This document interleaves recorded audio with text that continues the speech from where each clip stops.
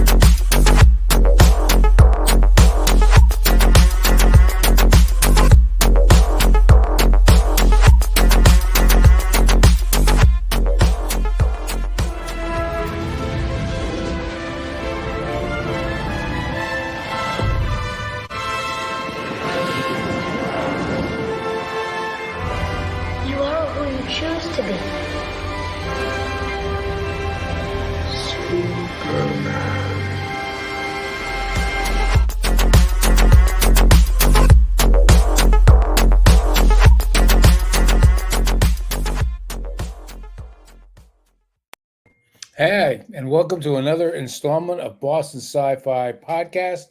Today we're talking about good robots in contrast to our previous podcast where we talked about bad robots. And the title of this one is To Serve Man, and yes, it's a riff on the Twilight Zone thing. And joining us is Alexis Boggende and David Giancola, two of our favorite people. Guys, welcome to Boston Sci-Fi Presents. Thanks for having us, Karen. Great to be here. Thank you.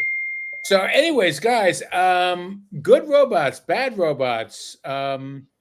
Any thoughts about what makes a good robot movie?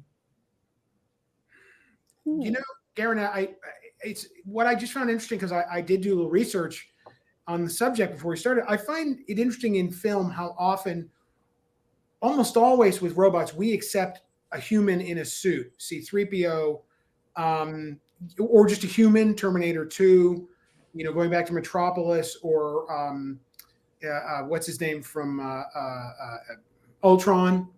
It's a human being or a human being in a suit. It's interesting how I just find it interesting how we make robots into humanoid robots. But it's interesting. We've been doing that since the beginning of time. Yeah, I mean, seriously, right? Not just in films, but in literature. I mean, the first. Originally the the Pandora myth was a mechanical being that was sent to Earth to open the box of woes, and then over time it became a female. But the gods created a mechanical one, and I don't know if you know this or not, but the first reference of a robot in literature, which kind of surprised me, was in 1907 with L. Frank Baum with TikTok. Oh, really? Yeah. Wow, I didn't think it even went back that far. It goes back that far, and then of course in the 1920s it was Capex RUR play, the Czech play, and robot actually came from the old Slavic word robu, R-A-B-U, which meant forced labor. So I mean, we've done that, been doing that for a long time, but the modern version, I think, comes out of the Industrial Revolution. Right. And Alexis, what do you think is about robots in general? Yeah. So I mean, to answer your first question, Garen, about what makes a good robot movie, what makes a good robot, anything in entertainment. Because I'm gonna kind of draw back to the Twilight Zone.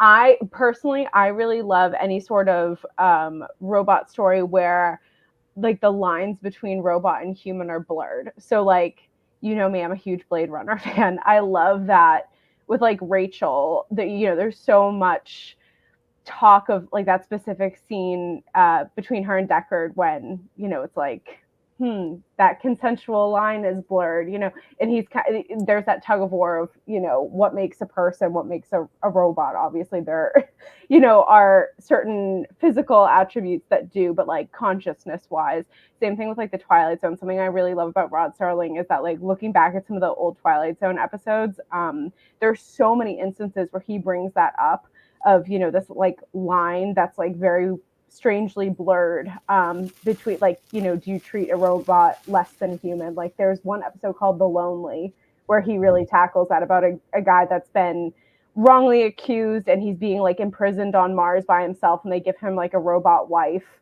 And they end up like, spoiler alert from the 60s, but they end up like destroying her, and he's like just so distraught, and you really feel like just so intensely about it. So long story short, I would love anything that makes me have this like visceral feeling and really question myself of like, you know, like you said, you know, as a podcast, you know, is titled To Serve Man, you know, it really makes you question how wrong that is, because it's such a huge discussion to have.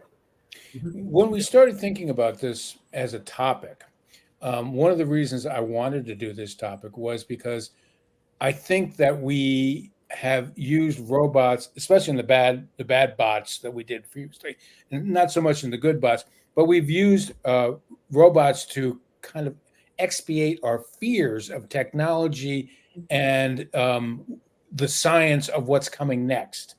And I'm wondering whether or not we can take any lessons from the movies that we've seen the good and the bad robots in about AI and our current fears of what AI is going to either do for us or not do for us. And I'm wondering, David, do you have any thoughts about that?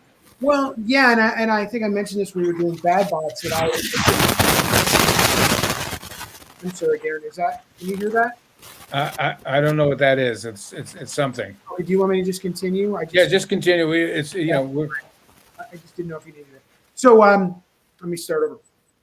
So I've been reading this book. I just finished this book about the making of 2001. So I've been very focused on who is a robot, but he's not a robot, humanoid robot, but he's a robot.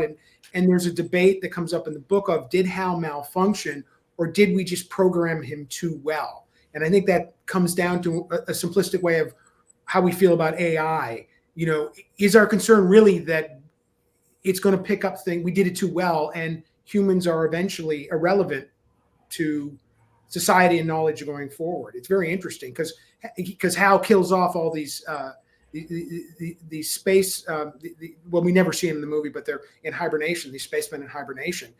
And was that us doing it, or was it the robot? And that's what I think we're afraid about with AI.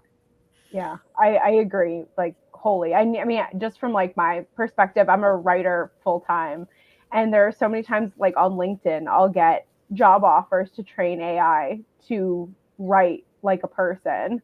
And I'm going to be honest with you guys, it scares the hell out of me.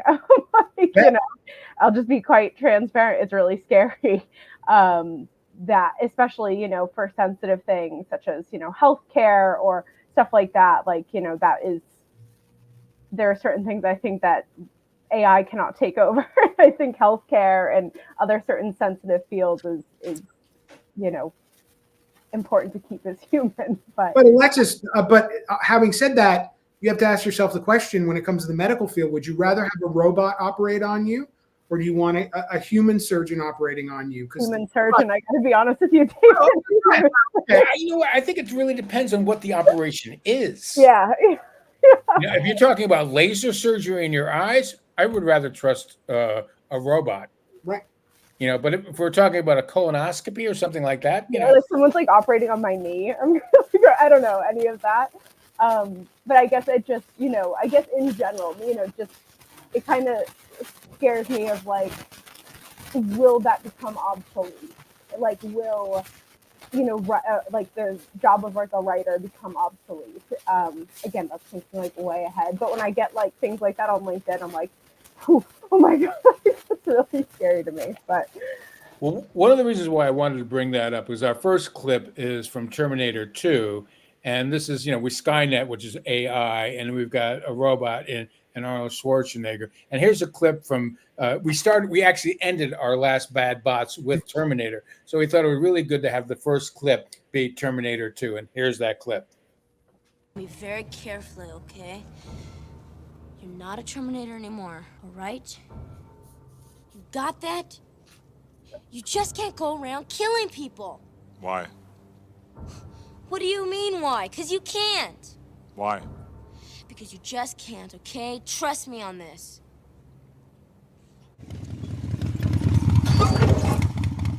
Why do we stop now? Now, you gotta promise me you're not gonna kill anyone, right? Right. Swear? What? Just put up your hand and say, I swear I won't kill anyone. I swear I will not kill anyone. All right, let's go.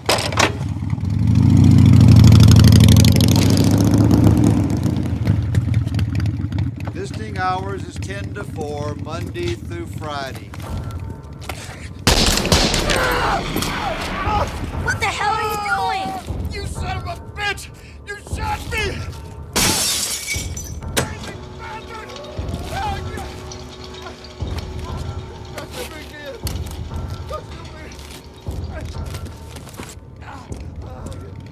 He'll live. I love the beginning of this where the boy is teaching the man, and the man is responding like a little boy does. Why, and just goes down that whole thing. Alexis, are you a fan of T2? Yeah, I mean, I grew up watching all the Terminator movies, so I just by default, I love literally any Terminator movie I will watch. So, yeah, I am. And David, what do you think? Well, I was watching that. I haven't watched any clips or anything from T2 in a while. Again, we watched another clip the previous podcast. I think that's Arnold Schwarzenegger's best acting in his entire career.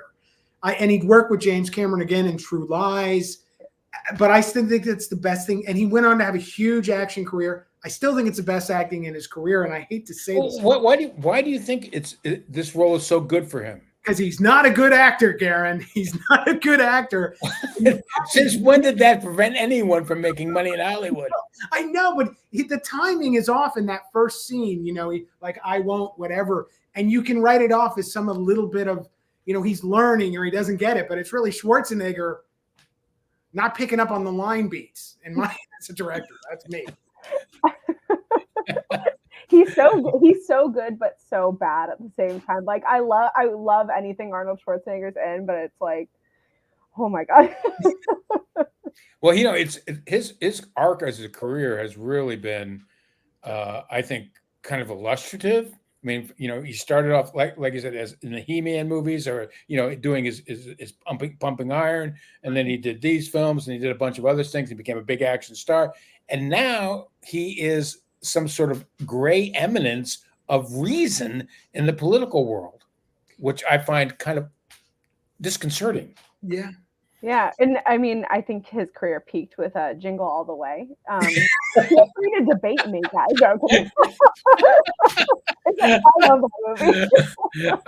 I'm not sure that should go on his tombstone. I disagree, Alexis. I thought Kindergarten Cop was much better. Okay, fair. Okay, we're going to have to do a thing where we just trash Arnold Schwarzenegger one of these days. And I do it out of love for him, but oh my God, my guy, yeah. Well, let's go from the ridiculous Arnold Schwarzenegger in some ways to this wonderful film that we're going to talk about next, which is Iron Giant, which falls into one of my favorite animated films of all time. And here's a clip from Iron Giant. Tomo! Now, Tomo.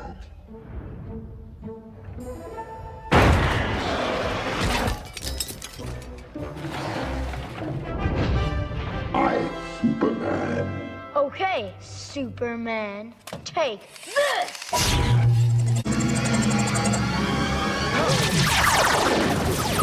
What happened? What that noise? Shh, stay down and follow me. Shh. Get back! I said get back! I mean it! No, stop. It was an accident. He's our friend. He's a piece of hardware, Hogarth. Why do you think the army was here? He's a weapon. A big gun that walks. I'm not done. Yeah? What's that, huh? You almost did that to Hogarth! No. Come back! Hogarth! Hey, stop! Giant, come back! It was defensive. He reacted to the gun. So, are you a big Brad Bird fan and Iron Giant, Alexis? I love Iron Giant. It's been a little bit since I've seen it, but I remember seeing it as a kid, and like that scene specifically made me so sad. Yeah, I love the Iron Giant. I think it's like an absolutely beautiful, beautiful movie, and I think it's kind of underrated. Like I think, I don't, at least among, I can only kind of speak among the millennials I know, but I think it kind of flew under the radar. And if you do bring it up, people are like, oh yeah, but I feel like it's not as like celebrated as it should be, if that makes sense. I just think it's a really lovely little movie, and Vin Diesel went super hard. He didn't have to go that hard of just being this like lovely, lovable robot. Yeah, I'm a big fan of Iron Giant. You know, I always think of it's a little bit of like a Pygmalion myth thing, where he is being instructed again by a boy, not to someone from T2, but he's changing and growing, and not unlike Eliza Doolittle does in Pygmalion. Is that one of those weird thoughts that I have running around in my brain, David, brain, or is there some validity to that? No, I think there's some validity to that, and I think you're right. And I would say, like Alexis, I hadn't seen the Iron Giant in a long time, and I feel like I need to go back and watch that movie again. Just seeing that clip is like there's a little piece of my heart that got all warm and fuzzy. But I will. What can I? I guess I can say this. So Brad Bird has a home up here in Vermont, and I've met the man, and he's really brilliant. He's really nice. And I haven't talked to him in a long time, but one of the things we talked about, he had gone from this, which was not that big of a hit, and he had done a Mission Impossible. I don't know which one. And the one thing we talked about that I found fascinating, and I found fascinating watching this clip, was being an animator having to deal with humans in a real life live action movie. He found it super frustrating, he told me, because in animation, you really can control everything. And if you look at that movie again, you can see the control in every shot and every movement. And I understood from my conversation after the fact, after I talked to him, how he, being the artist who was an animation guy originally, found humans and all that human stuff super frustrating, because humans, you can't get to do anything properly, especially if you've been an animator and you can control it on the detail. Fascinating guy, and we should all go watch that movie again. Yeah, I'm definitely. We should watch with a crowd, because it's really good to see with a crowd. Yeah. And in a theater, not necessarily in front of your big TV. Yeah, you know, I agree. in a theater with some popcorn and kids. You need kids. Yes. I want to put in the back of your minds right now, thinking about this Pygmalion thing and whether there is an imperative when we are making robot movies and making good robot films. Are we trying to push our good qualities onto them to sort of reflect back to us that we're good humans? So you don't have to answer that question right now, but I would like you to think about that, especially when we start talking about Robbie the Robot, who is our next guest, and Forbidden Planet, because I grew up much like Iron Giant for you. Robbie the Robot was the one that I grew up with as a kid, and I was just blown away by Robbie the Robot, and I absolutely fell in love with him. And here's a clip from Forbidden Planet.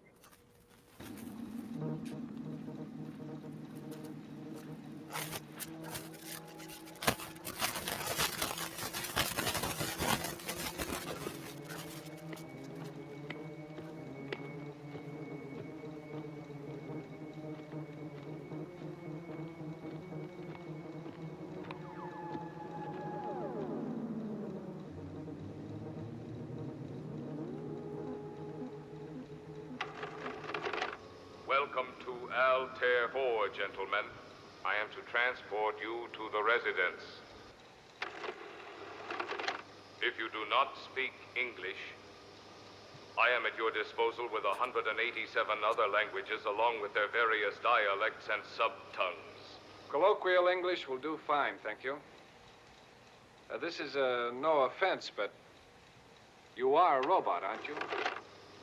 That is correct, sir.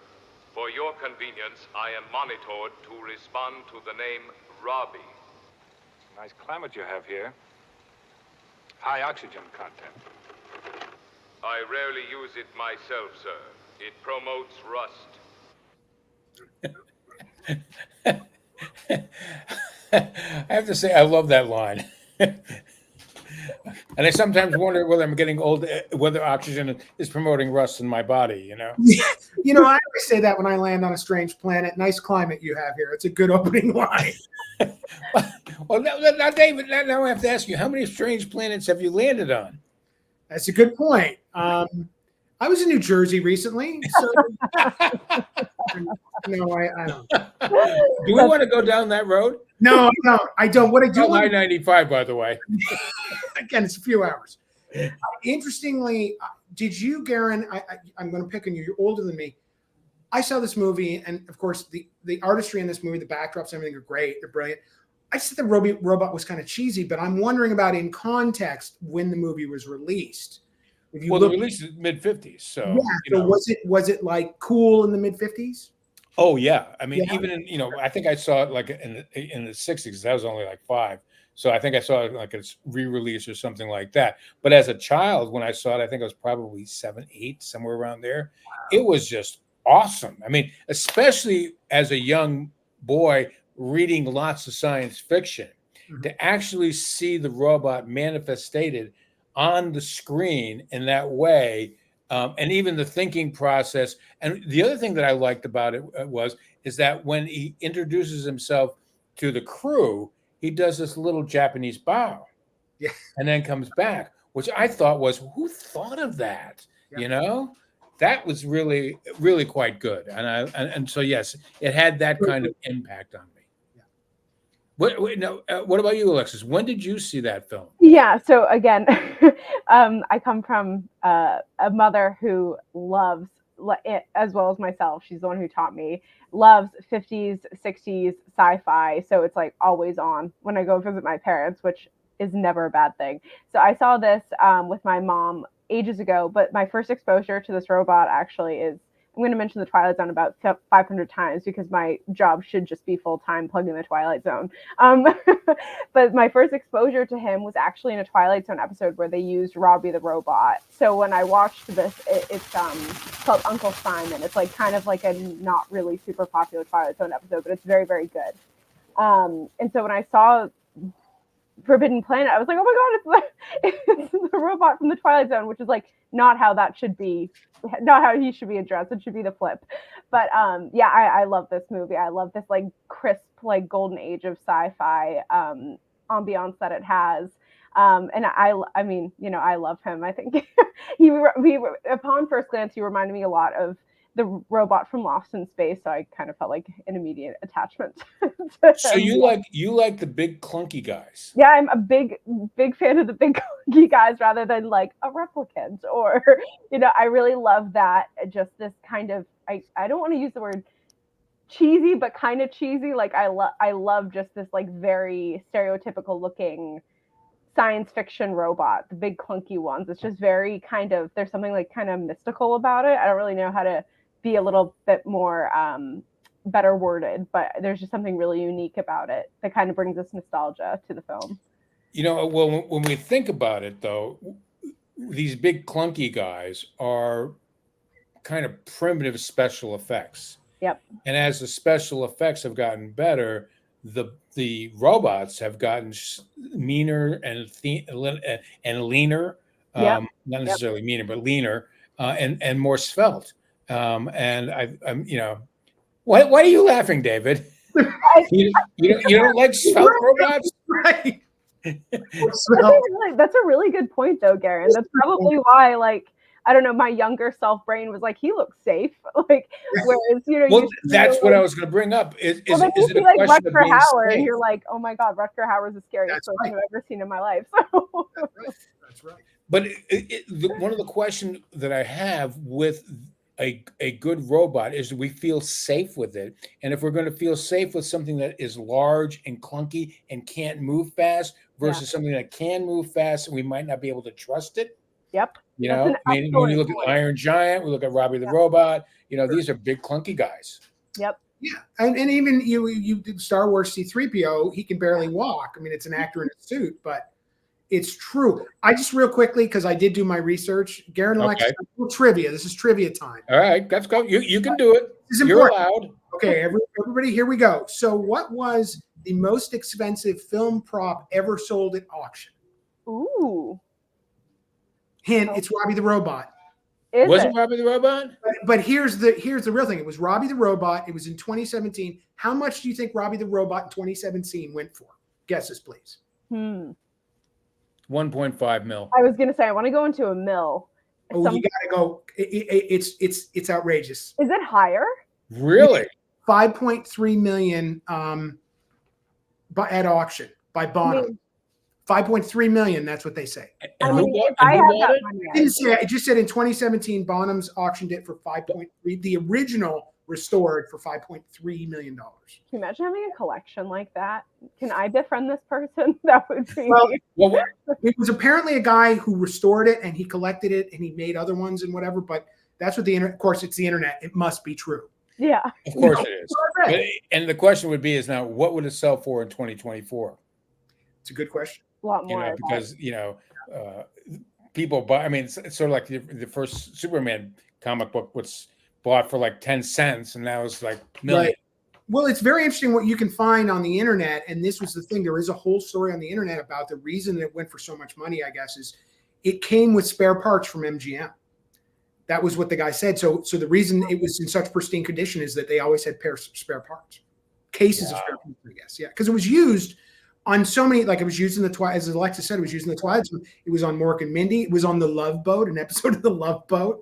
So, I mean, MGM got their use out of this robot after they manufactured it. But I bet you didn't get the $5 million. That would have been a good thing. That's 5 movies for me, you know? Well, you're talking about, changing body types of robots. Our next clip is from Hitchhiker's Guide to the Galaxy, and here is Marvin. The thing you ought to know, I'm feeling very depressed. Well, we have something that should take your mind off things. It won't work. I have an exceptionally large mind. Yeah, we know, but we need you to go down to the number 2 entry bay and pick up our stowaways and bring them up here. Just that? I won't enjoy it. Yeah, well, that's life. Life? Don't talk to me about life. Oh, please yourselves. Here I am, brain the size of a planet, and they ask me to take you up to the bridge. Call that job satisfaction, because I don't. You can thank the Sirius Cybernetics Corporation for building robots with GPP. What's GPP? Genuine people personalities. I'm a personality prototype. You can tell, can't you? This will all end in tears. I just know it. Come on, just stop!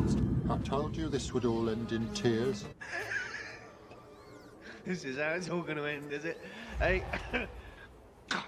me, alone on a dead planet with a manically depressed robot. You think you've got problems?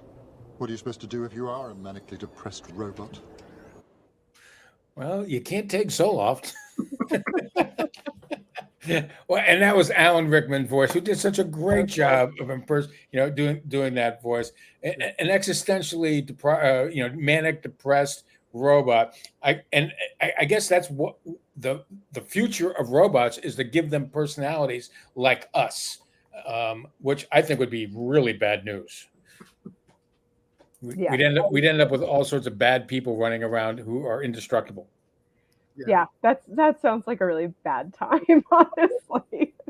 I mean, I could listen to Alan Rickman literally read the phone book, and I'd listen to it for hours. He's brilliant. He really is.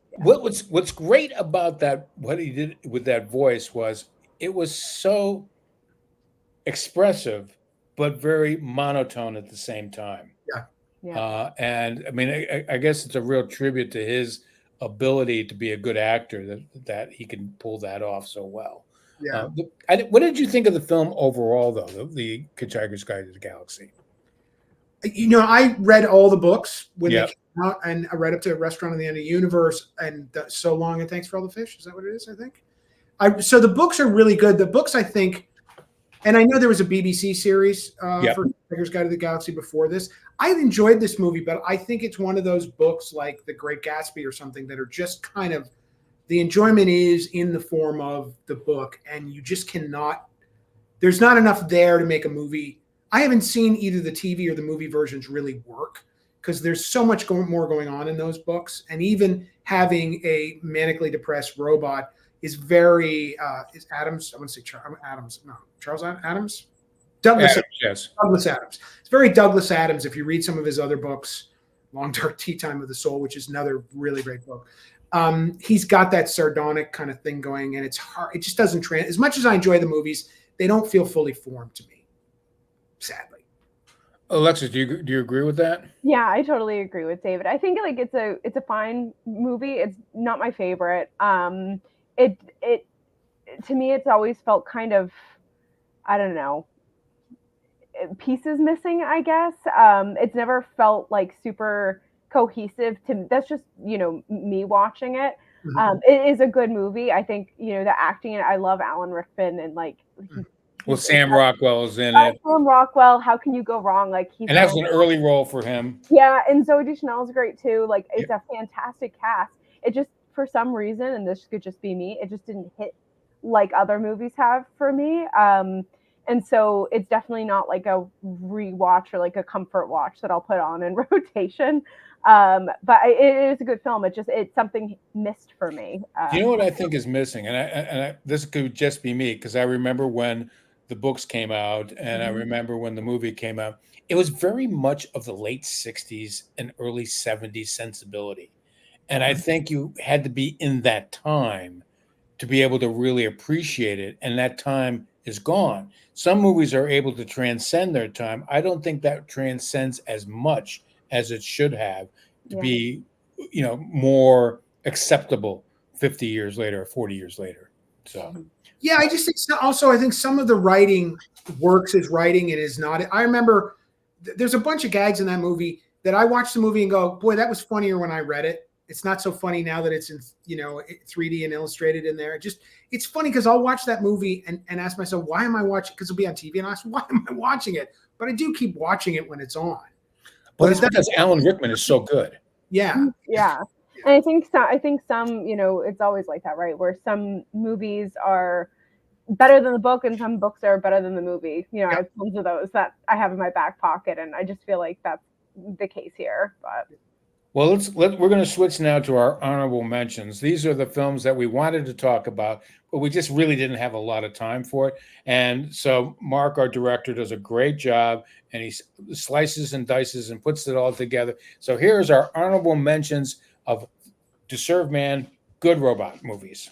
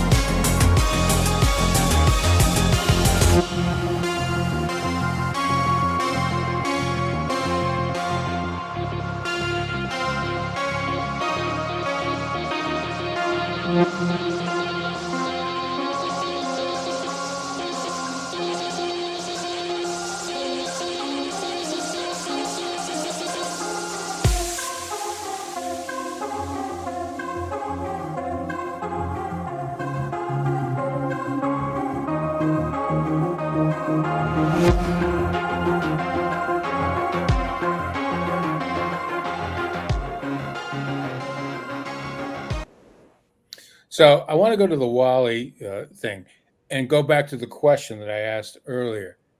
We are imbuing Wally and Eva with emotions of love. And I'm wondering, again, is that something we should be doing? Or is that something we are aspiring to do? Is it something that is going to come back and, you know, perhaps bite us in the tush? If we give robots those kind of emotional responses. What do you think, Alexis? They're going to make more little robots, Garen? I don't know. Well, they could. Well, all they need is some more soldering iron and some chips, and literally be a chip off the old block. It almost reminds me of like just the question in general. Almost like brings to mind like, I don't know, Ex Machina, where he's like super into the robot, and then she's like, "Suck it," and she like leaves him. I don't know. It's just I don't know. I guess I can't answer the question, will it come back to bite us? But I do think we put our human emotions, obviously, because we're the ones creating the robots, right? We're kind of inflicting our emotion upon them to make them more humanoid, right? I don't know. I don't know if I can answer if it's going to bite. It's probably going to bite us in the butt. I don't know. You can give it a straight answer on that. Yeah, I think so. I think you're both right. It is going to bite us in the butt, but I think we're going to do it anyways. Like we do technology, we're going to do it anyways. Whether it's going to mess with us. And Wall-E's interesting. The least attractive people in that movie are the humans. Yes. They're on the spaceship. They've gotten really fat. They can't even. They're all on this endless cruise, and I think I'd watch that movie going, yeah, we're probably going to do that at some point. Yeah, and the Earth gets destroyed, and from climate change and waste and all that kind of stuff. And that's kind of a theme that we see in science fiction is, if you look at Idiocracy and some of these other things, where there's just so much waste that has destroyed the Earth. And I just recently resaw iRobot, and it was interesting to see. I hadn't seen it in a long time, and I was kind of cool on it when it first came out. But I'm Alex Proas that was the director, and I kind of like what he does. And I really feel that film suffered from Will Smith. Him having too much control over the script, because I thought the script was really soft, and it could have been much better. But again, a good cast otherwise. Cromwell's in it. A lot of good actors in it, and the special effects are really good. And Sonny, the robot, was a good character, a good guy. Yeah. I don't think you want your movie to have terminal Will Smith syndrome, but that's another one. If you do, we're gonna have to slap you in the face. Yes. Let's not go there. That is another one of those guilty watches, and it's been on TV a lot. Yeah. It's on to watch it. I know how it ends. I've seen it, but it's got some really good moments in it. And I agree with you. I think Alex Proas. Yeah, Proas. Yeah, he's did a great job with that movie. There's so much of that movie is CG, and those things are really hard to work on. And I actually think Sonny, the robot in the movie, is far more interesting than Will Smith or what's her name, the female lead, Monahan. Is it Bridget Monahan's in it? Yeah. No, I agree with you. I think that was the more interesting thing that was going on. But there's some obvious pieces, like when the bad robots had red hearts. I mean, it's like. That is like so obvious. Come on, please. Don't insult my intelligence. But there's a movie where they steal a motorcycle, and Michelle Monahan. What's it? Bridget Monahan. Thank you. Monahan. Yeah. Yeah, they get on a motorcycle, and she's horrified because the motorcycle takes gas. Gas explodes.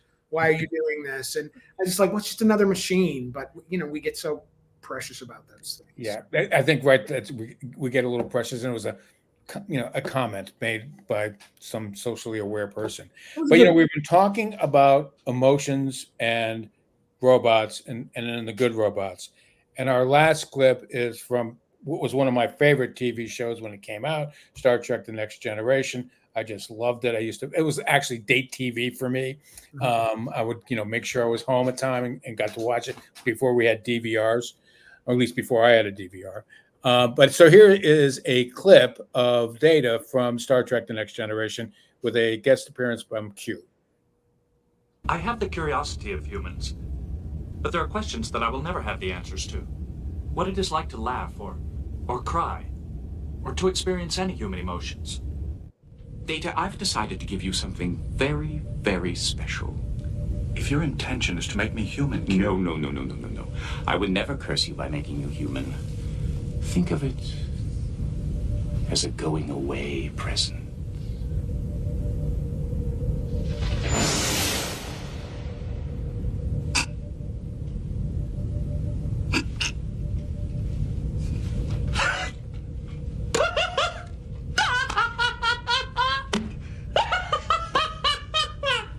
Data.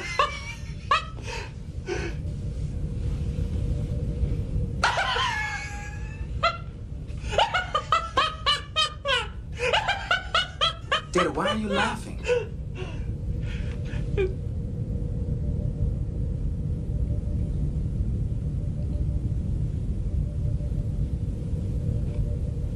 I do not know. But it was a wonderful feeling.